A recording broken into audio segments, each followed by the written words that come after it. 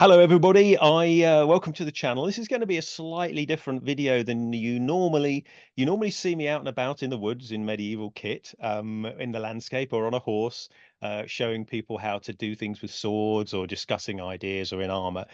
Today, I've got the esteemed Skallagrim with me, who's been a YouTuber for a lot longer than I have, and I thought it was an opportunity to discuss some medieval things, but also aspects of our shared experience in creating historically based content. So, welcome, Scal. Thank you. Thanks for having me.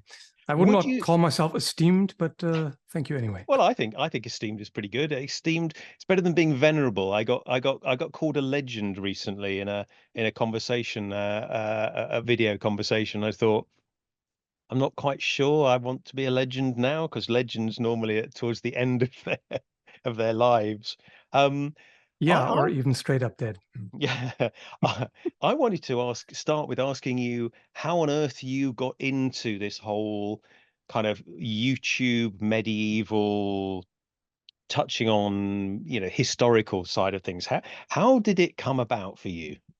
Very gradually. I mean, I've always had an interest in this sort of stuff. As a kid, you know, Masters of the Universe, obviously, that sort of thing. And I've always had a certain fascination with swords. And eventually, just browsing the various forums, like my armory and sword buyer's guide and that sort of thing. And then I saw people were putting up videos of them test cutting. And at that point I was already interested in practical tests. And so I thought, oh yeah, let's do that.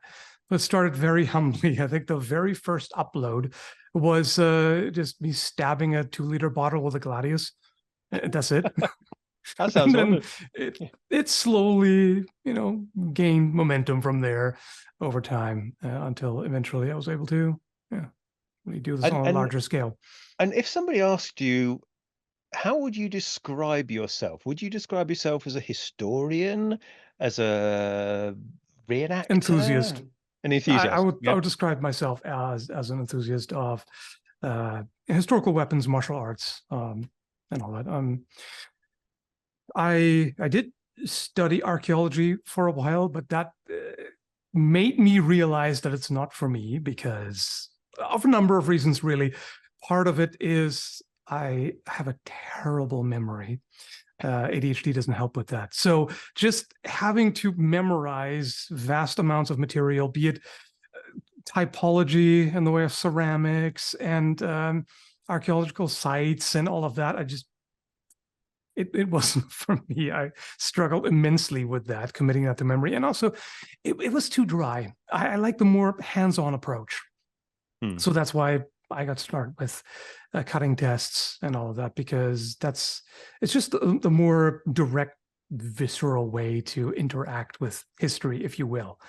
I think it also informs our experience of what these things are because it's easy to sit and hypothesize, Yeah. but when you're holding a weapon, when you're on a horse, when you're out and about in medieval shoes, you the facts, the physics takes over, and it doesn't matter what your opinion is. If the physics don't work, if that blade alignment is incorrect, if the sword's not sharp or it's weighted incorrectly, you'll find out very quickly, in my opinion, that maybe people's ideas are wrong. Yeah, and experimental archaeology has absolutely contributed quite a lot. Sure, sometimes you end up going down a dead end, or sometimes there's uncertainty because just because something works a certain way doesn't mean that's how they did it. Mm. But that informs further archaeological study. If you now have this working theory based on practical experience, now you can look for the evidence to possibly support that hypothesis. Yeah, I had an interesting experience. I was up at the Royal Armourers, which is if you ever get a chance to go to His Majesty's Royal Armourers, they're up in I'd love Leeds to. now. They're absolutely amazing. We've got some fantastic curators there. It's open to the public, and I was talking to one of the curators, and we were talking about jousting harness, and he showed me. I didn't get to touch it, but he showed me behind the scenes of a what he called a jousting gauntlet, and I said, I don't think that's going to work. It was an hourglass kind of gauntlet, and it meant the wrist would stay pretty straight on. It felt to me like it was much more suitable for whole arm combat. Mm. And one of the things he had never considered was the fact that when you're holding a lance, you need to rotate your hand. You can't hold the lance with your hand in a straight line from your arm. Right. You You actually would need have to to cant it to the overextend your side. wrist Yeah. way too much.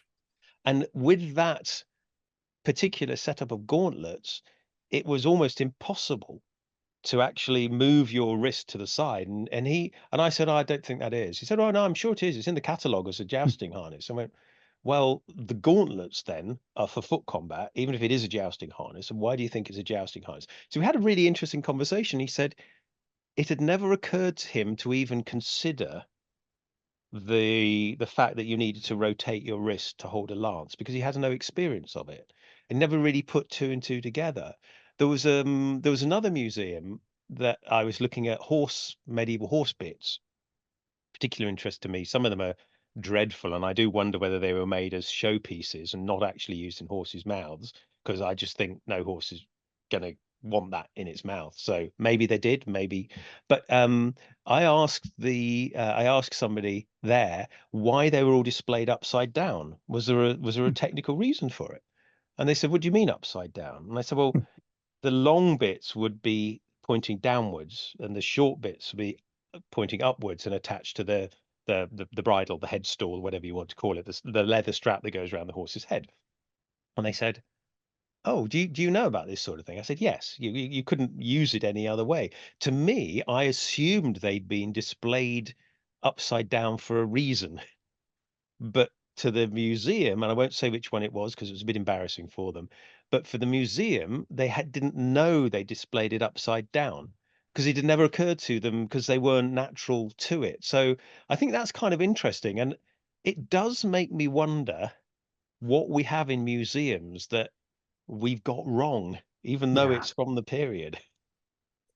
Especially if it's been modified over time. Mm, Sometimes the Victorians were guilty of creating a lot of misconceptions, and sometimes they would replace parts and not note that it has been replaced, or repair something, alter them. And in general, I think that actually shows quite well the pitfall there, because a lot of those misconceptions that the Victorians came up with, like that a knight has to be hoisted into the saddle with a crane, they didn't bother trying it. They mm, didn't put on a accurate reproduction of a suit of armor and just try it out. Like, can I get up the horse?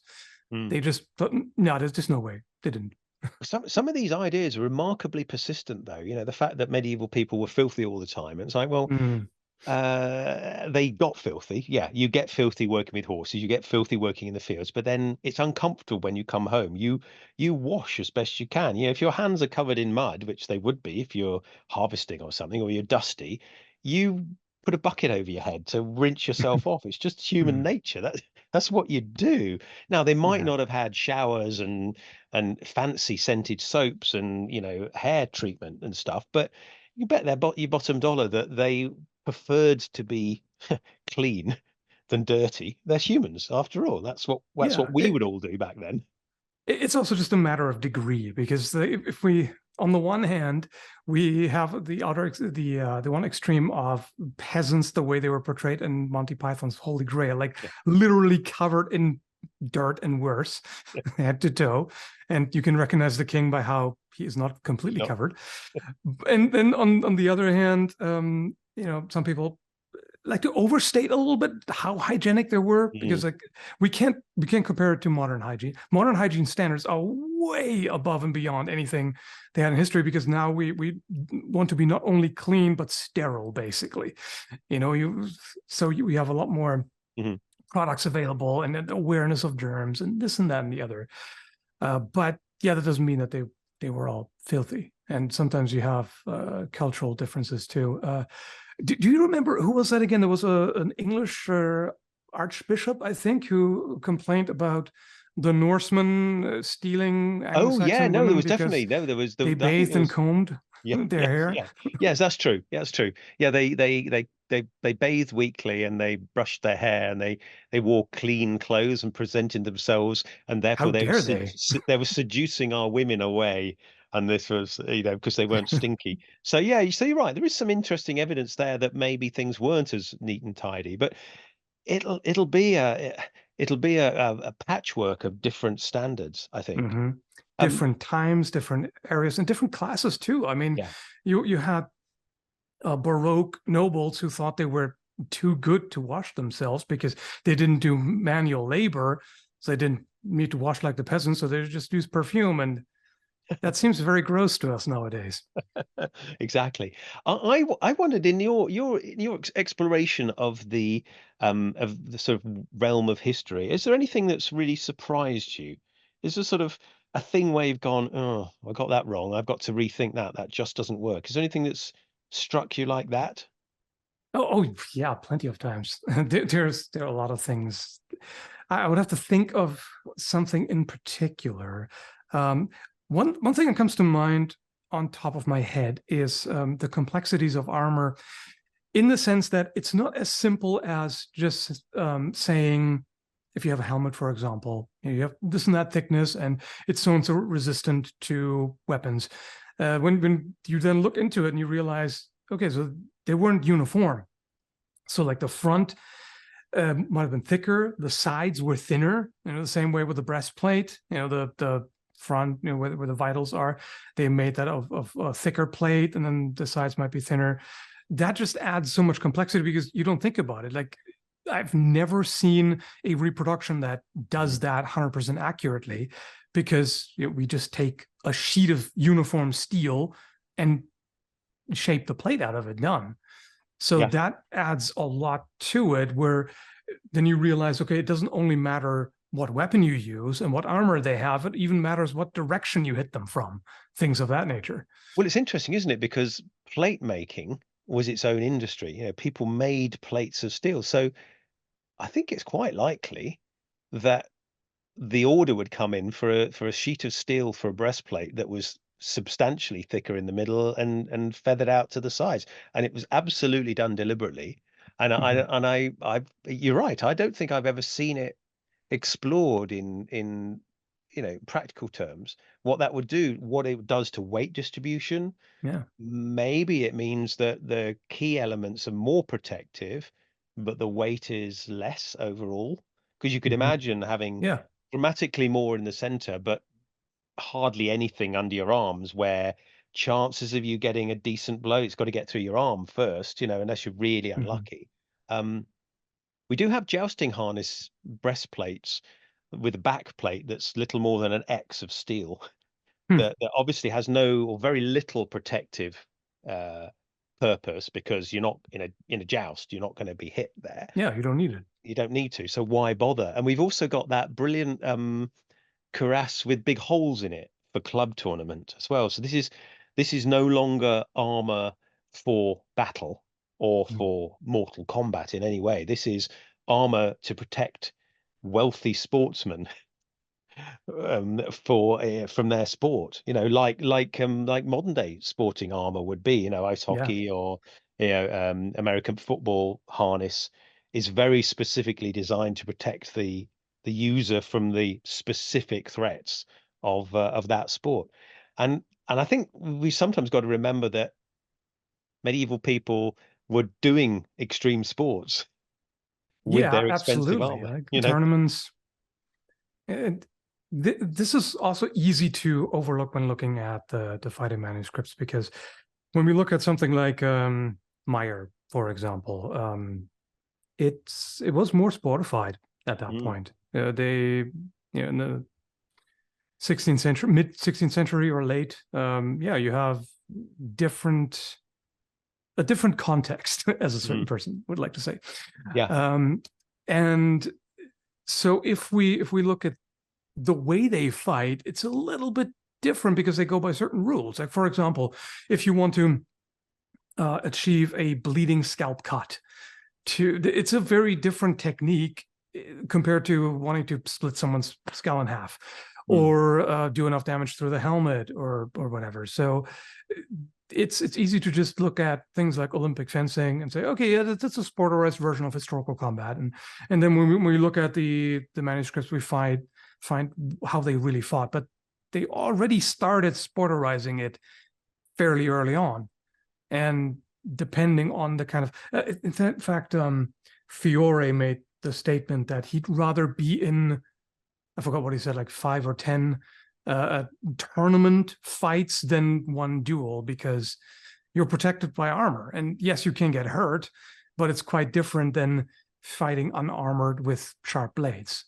And I do wonder how much technique collapses when you've got multiple opponents, when it becomes a brawl with daggers and people are Yeah. just desperately, the adrenaline's high and all you're trying to do is thrash around and survive. Does your footwork, if you can't move easily, you can't really use your fancy footwork. Do you even get the opportunity to use those special techniques in battle? And maybe you do initially, but then maybe it collapses fast. I wonder whether we could look at modern day boxing, for example, or cage fighting, and the difference between that actual sport and what happens in a bar fight, for example. Mm, Do people use the techniques? Yeah, I think they probably do, but what? yeah.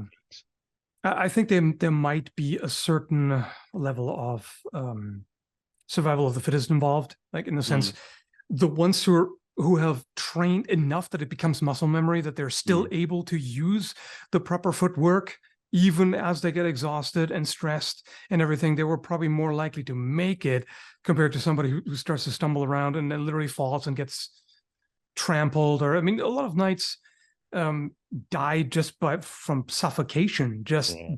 be ending up under a pile of bodies and being squeezed in their armor and being unable to move and breathe. So Yeah, that would be an there's awful way to go after you trained your life to have a glorious right. charge. Your horse Yeah. falls over, you lie face down in the mud and slowly drown in mud, shit, and blood, Yeah. having not actually fought the enemy in the slightest. So one of the things I wondered was, if you could time travel, Hmm. where are there any events you would particularly like to, or not like to, have gone back to experience yourself? Yeah. Well, first off, the question is, what are we talking about? Are we talking about being physically there? Are we talking about like some sort of projection? Yeah. Like you're just, I'm assuming just as an observer, right? So you can mess with Yeah. the Yeah. timeline and Yeah. all of this. Um, Generally, I tend to be most interested in the earlier times. The further we go back, the less we know. Like prehistory, in the sense of we don't have written sources. Like, for example, Troy. Did that really happen? Did it happen the way it was described? What was going on there exactly? That would be pretty fascinating. Mm, Generally, Bronze Age, Stone Age, also because you know we have such limited knowledge of Paleolithic times because so little survives, particularly considering that what we have is mostly the stone tools and everything. But the majority of what they would use will be made of organic materials, mm. wood and leather and this and that and the other. So that would be interesting to watch. What I would not like to look at, and that's a common question that people ask me, like, which battle would you like to watch? And like, none of them really, because Yes, when you think agreed. about it, really, it's a it's a vile affair. It's a pure horror, Mm. basically.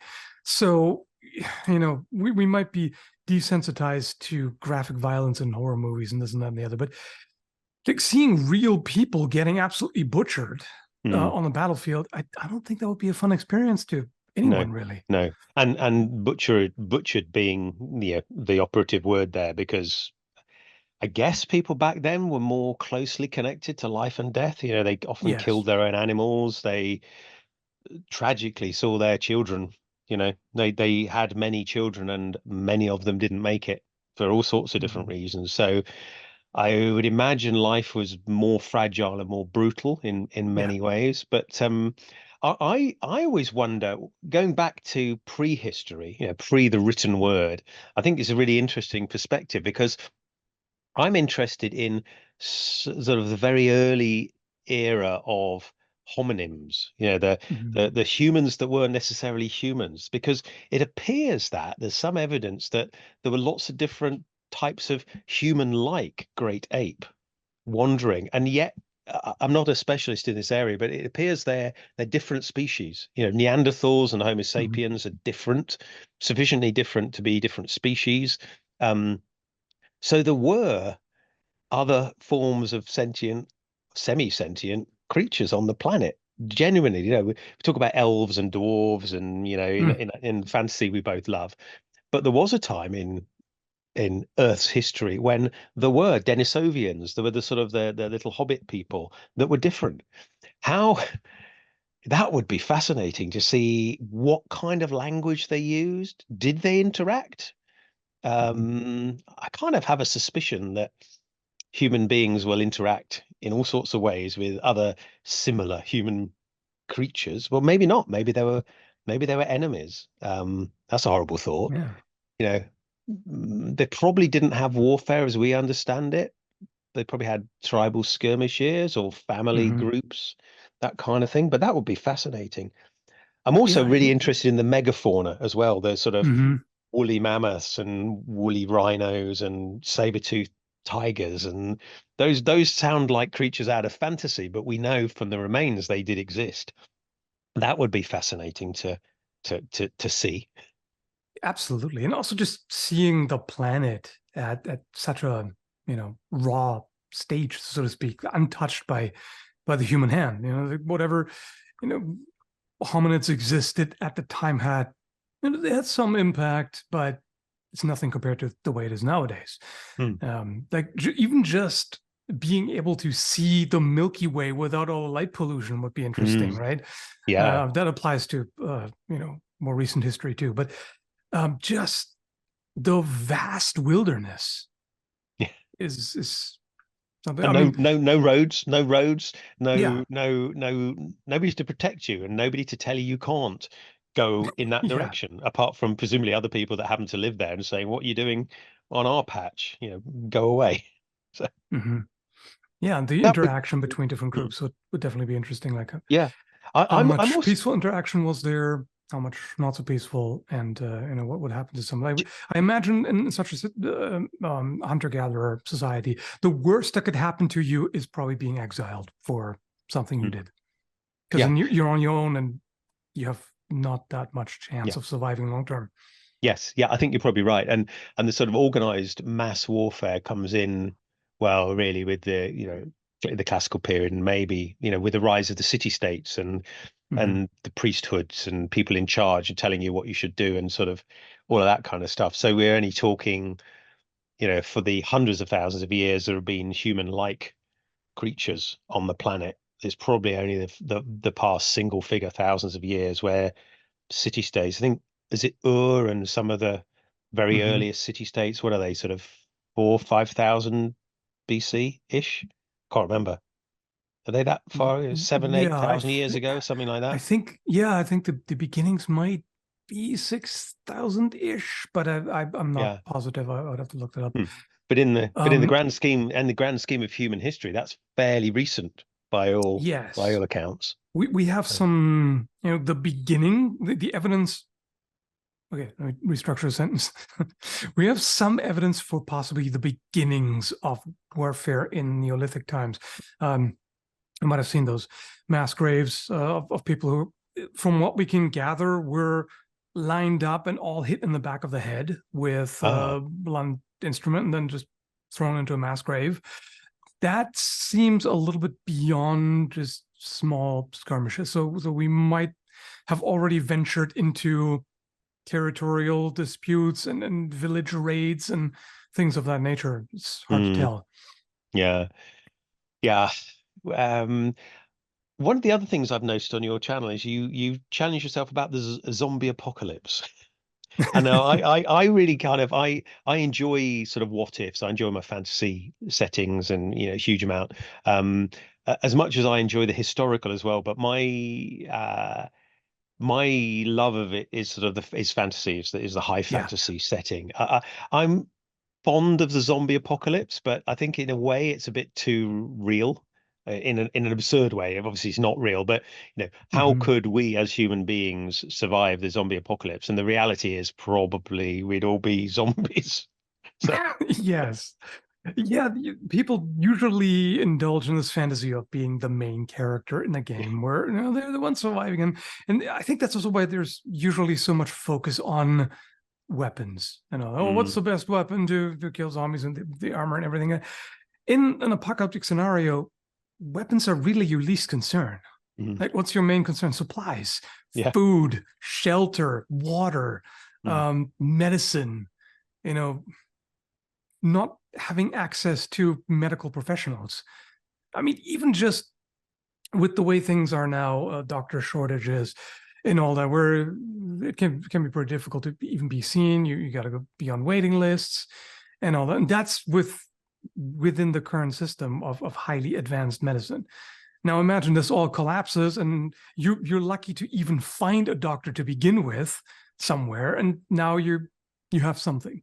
yeah. You have an infection, you have something wrong with your teeth, or who knows what. There's so Mm. many things that could happen, and not even injuries from something, not even if a zombie gets you, but just the various illnesses you can develop It, randomly. it would be kind of interesting to do a thought experiment about what a real zombie apocalypse would be like. And I don't think we'd all be running around with guns. I think we'd probably have some kind of fortification, and we'd be Hmm. desperately trying to shelter and grow food, or Yeah. we'd be dying of starvation or infectious diseases before we even saw a zombie.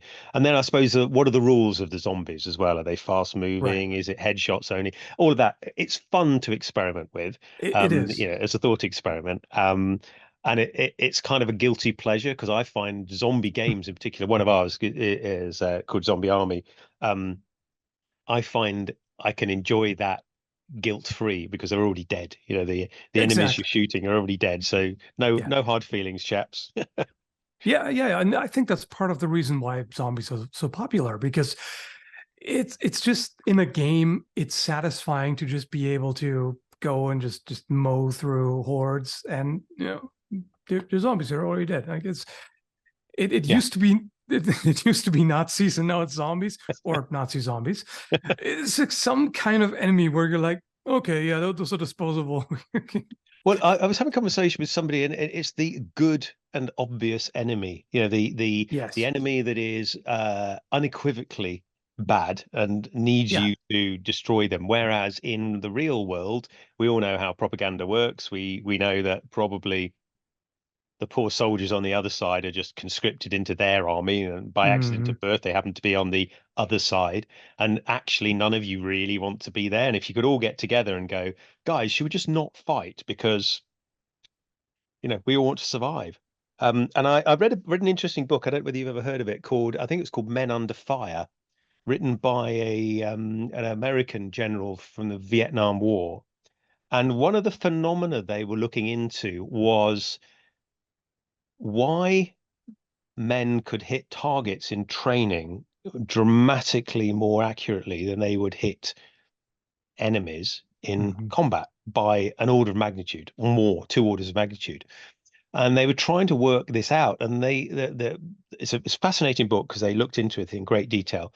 And they found that roughly you can divide humanity into three categories. You've got 5% psychopathic killers, or people that seem capable of killing other human beings fairly, not comfortably, but they can do it, and all the range of that. You've got 5% roughly of the population that whatever you do and however you motivate them just aren't going to do that. And then you've got this massive 90% of human beings that kind of go through the motions, but don't really want to be killed or kill anybody. They just want to get out of there and go Hmm. back to drinking a beer and watching telly. And that they were trying to work out how to get more people to kill more people. It's just a grim thing for the army to do. But Right. if only 5% of your soldiers are actually shooting for effect, if you can identify that 5%, it's a lot cheaper to just keep those 5%. Or if you can get Yeah. that up to 10%, you know, It's a lot um, of ammo wasted. Yeah, absolutely. And I was reminded of something in the first Gulf War where there was an SAS patrol of 8 men caught behind enemy lines, and they were tracked down and they were attacked by 100 conscript soldiers, in multiple trucks. And this is in Bravo 20 and some of the memoirs from it. And apparently the SAS just went, right, okay, F it. We're going to die. We might as well go out attacking, because all 8 of them were in that category of 5% that really could do it and were shooting for effect. They destroyed those 100 conscripts, Mm, because of that 100 conscripts, theoretically, statistically speaking, only 5 were shooting for effect, right. weren't nearly as well trained as the 8 members of the SAS, didn't have a death wish, didn't really want to be there, and the SAS got away. They killed many and got away. And this is one of the reasons why, when they eventually got captured, they were treated very poorly, because they assumed there were many more of them, and that they were keeping secrets, but there weren't. And it fits in with that idea that most people don't want to kill people. That's a very interesting thought. But I was just thinking about applying that to medieval warfare, and it Mm, made me think of when you map the injuries from certain battles. You see, there's predominantly injuries to the limbs mm, in depending on which battlefield and which time period and whatnot, which of course has to do with armor, the fact that the torso is more heavily armored and shields and this and that and the other.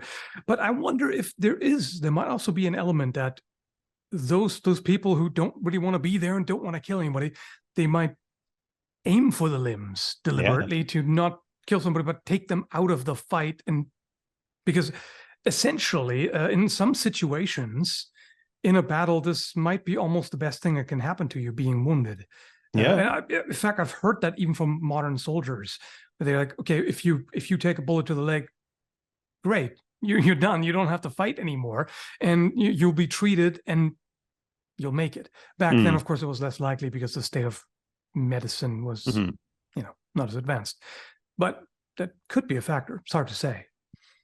I think you're probably right, and you're going to be in well, you're going to be in seeing range of the other people. You're going to be stabbing effectively or ineffectively at the other people, and maybe you could sort of have a quiet word with them, or go, Hmm. let's just go through the motions, and just sort of Right. not get into trouble for not fighting, but sort of reach a tacit agreement that neither of us are actively going to try and kill the other person. And if we do, we might, as you say, stab in the foot, or stab me in the hand, or get me out of the battle as quickly as possible. Yeah, it's an interesting one, because I think that could be. It certainly wouldn't have been a unique occurrence. I'm sure there were people spoke the same language. Um, Hmm. on the opposite side of that, though, we'd know that some of the mercenary units in the Renaissance did slaughter each other. Hmm. In they seemed to want to fight to the death, but that might have been out of professionalism. That might have been, this lot are the 5%, and this lot are the 5%, and everybody's trying to slaughter everybody, That or the that could Civil War be. type of situation with the different psychology behind it. The You thing know, is, we have two different directions that it goes in. On the one hand, you have the human psychology of, for the most part, not really wanting to hurt or kill another human being. Again, aside from the minority, but on the other hand, part of what the military does and across time and the higher ups in general is having to create this narrative of the other, where the enemy mm, is not you. They're not like you at all. They're subhuman. They're whatever. They will do horrible things to you if you don't stop them. This is generally part of the whole. You can even call it a military strategy. It's mm. part of making your soldiers want to really go at them and tear them apart by making them think that they're the worst thing in the world.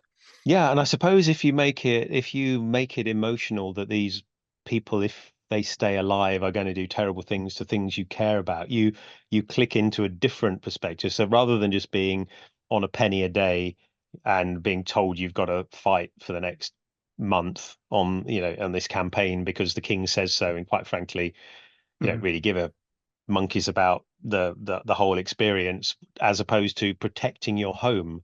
And this is Mhm. perhaps why people defending their own land are more effective than those attacking attacking a foreign place. Defenders are supposedly much less likely to be killed, even in modern war. The Mhm. defender versus attacker ratios vary depending on what you're talking about and the circumstances. But if you are genuinely defending your homeland, you suddenly have a different reason to kill than if you're in a foreign field and attacking those guys who happen to be wearing red and you're wearing blue and you're Mhm. told to. There's a totally different psychological motivation. I mean, we all know that, if our friends and family are going to be attacked, then it goes to a different place. Oh, absolutely. It's Yeah. like, actually, no, now you've stepped over a line. Now Mhm. I need to do something about that if I can. And Yeah. you know, that you're right. The psychology of making the others baby eaters or, horrible people. Possibly why religious wars became so violent as well, potentially because they worship the god in the wrong way. Yeah. It's Or part of the othering for sure. Yeah. mm, yeah, or they're heretics. They're going against God because they worship in Mhm. a different way. Therefore, it's acceptable to slaughter them because they're no longer human. Yeah. Mhm. Anyway, let's lighten the tone a bit because I do enjoy these thought experiments. What's um uh, what's your favorite area of history to explore? I mean, swords, but they encompass centuries. Do you have a favorite period? Is the medieval one of your I'm favorites? I'm actually leaning more towards the Renaissance period when it comes to arms and armor, just Okay. because I feel like that's when it comes to melee weapons and armor, like armor in particular, peaked during that time. Is easy enough to say. Weapons, I mean, yeah, melee weapons continue to be used. It's just, I would argue that they peaked in complexity during that time because, if you look at something like a rapier or a side sword, there's a little bit more going on in terms of complexity than later sabers for the most part. And there's something not only aesthetically pleasing about that, but also it's quite useful. And the craftsmanship as well is very impressive. So I always find that quite Yeah. fascinating. I mean, also, I suppose part of it that goes into it when you go to a museum, they tend to be better preserved. The Right. Renaissance stuff. Like, you can appreciate it in more of its original glory, so to speak. Whereas the further you go back, the less likely it is to be all that well preserved. It's Um, superficial, um, but it's part of a reason. what about the fashion? Because I think male fashion Yeah. is a really interesting thing. Some of the male fashion in the Renaissance is extraordinary, isn't it? Yes, it is. Fashion and also architecture, I very much appreciate. Um, the Mm. the furniture, the like the whole Gothic art style, like cathedrals and all that, the architecture in general. There are a number of time periods I like. I also appreciate Victorian times in terms of clothing and architecture as well. But yeah, Renaissance has a lot going on in that regard. Baroque is a bit too much. Like Right. that's where they just go more and more decadent and just over the top, and some of it's gorgeous. But I feel like Renaissance strikes the right balance between fancy and So grounded. you're a Renaissance man then through and through. Yeah, Yeah. pretty much. Yeah. I I mean, can I can see you in those big hats and stripy trousers and that I Landsknecht outfit. exactly. That's what I've been thinking. Like, if I were to put together an outfit, it would probably be Landsknecht. But it's just, I wouldn't go quite as colorful as they did with like 5 different colors. Or I would tone it down a little bit. But the slashed, puffed sleeves and all that is great. It You'd just you'd has a you'd be certain you'd be an understated member of that category of yes, fighting man. yeah. Yeah, Back that's then, wonderful. of course, they wanted to be as garish as possible because Yes. they were the only commoners allowed to dress in a garish way. And I was noting the cod pieces. Cod pieces became a Yeah. fashion which hasn't really ever come back, and I think that's for a pretty obvious and good reason. But they took the cod piece in a special direction, didn't they? Yes, I heard something just recently, actually, a reason for those. Apparently, Landsknecht mercenaries were very guilty of spreading syphilis everywhere Oh, well, that for doesn't obvious surprise reasons. me. Yeah. And the remedy was basically getting soaking some rags in poultices and whatever, and wrapping the affected area. And so then they came up with these cod pieces, so you couldn't tell who has it and who doesn't, because if you Uh, had got that wrapped all that around. wrapped up, people are going to look at that like, uh-oh. Oh, wow, I So hadn't thought of that. That's it. supposedly that originated as a way to hide this. Wow. Wow. Okay.